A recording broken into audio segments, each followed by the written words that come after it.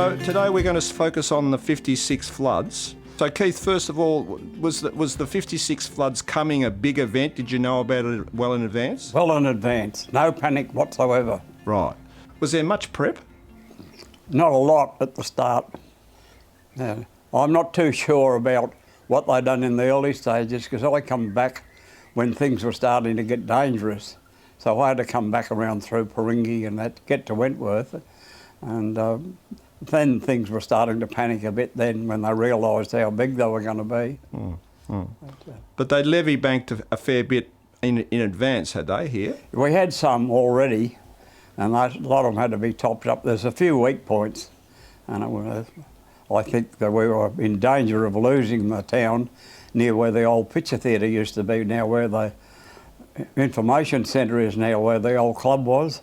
Mm-hmm. There was a big gully and a big fill there, and in those days the old picture theatre was 2 metres above the ground on the river end, so there was nothing there at all at the start. So. Right.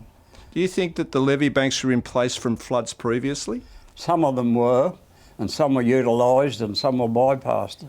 Thelma, what's your memories of the 56 floods? I used to ride my bike into the hospital to see my father. He was in hospital at the time, and we used to have to go along the levee bank to get in here.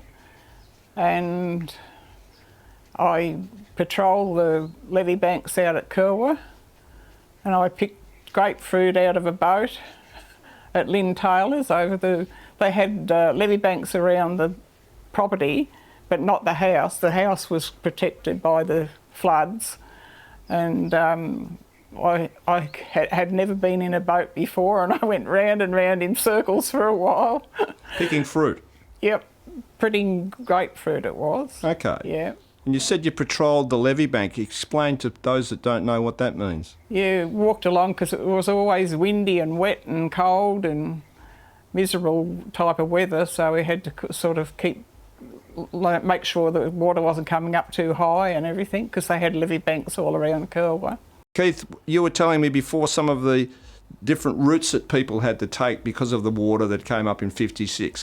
Well, the Broken Hill Road was cut reasonably early, about halfway through the floods, early in the peak. They had a dam up on the Broken Hill Road called the 183 Dam. They ended up cutting that levee bank to save the dam from being washed away. And from then on, you had to take detours up through unsealed sections to get to Broken Hill. And in the end, it got that bad that anything heavy had to go around through Murray Bridge to get into Wentworth. So we were virtually isolated apart from the road that goes out through to Kerwa now. And I drove trucks when I come home with a late Barry Wall. He was 16-year-old. We drove his father's and his brother's truck on the weekends while the men slept. And through the week I carried sandbags on my ute in different places. Around to the weak section, which was around near the picture theatre. And I think we would have lost the levee banks and lost the flood.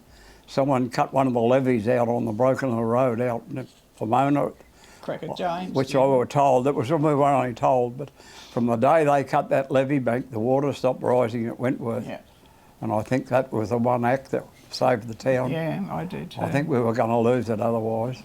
One of the things that was really notable that in those days, as well as having wood fires for heating, everyone relied on wood for kitchen and cooking. And you couldn't get wood anywhere because everything where the wood would grow, the boxwood would grow, it was all flooded. So what did people do to you? Did you know? Just went without. Went without. We got a little 2-burner stove, and that helped us going while there was no wood. And how did you keep warm? It would have been cold in the winter. Probably was. Most of us had wood fires, but if you had wood, you were right. But a lot of us used to have fairly big stacks of wood. Right. People kept it in the backyard for a while, so it'd take you a while to get through it. Yeah. Well, you guys have been married 66 years, and you've lived in Wentworth. Has it been a great place to live? Yes. Yeah? Yeah, wouldn't live anywhere else because he likes all the water. Okay. So what do you do on the water, Keith? I used to fish, but I'm not real stable now. I used to have a boat, but I had to get rid of that. It was too dangerous, you know. Okay. I fish from the bank still, but not much anymore. So have you got any good fishing stories? No, not really. No, you haven't caught. There's not one particular big. Oh, there's a head up there. I'll take a shot of that in a minute. Is that one of your catches, or is it a? It is. What sort of fish is it? That's a Murray cod. Murray cod. What year did you catch it? Oh, I wouldn't have a clue. Okay. I can't even tell you what I had for breakfast. Fair enough. All right. Well, thanks very much for your time today, guys. It's been That's all fantastic, right. and all the best. Okay, thank you All right. very much.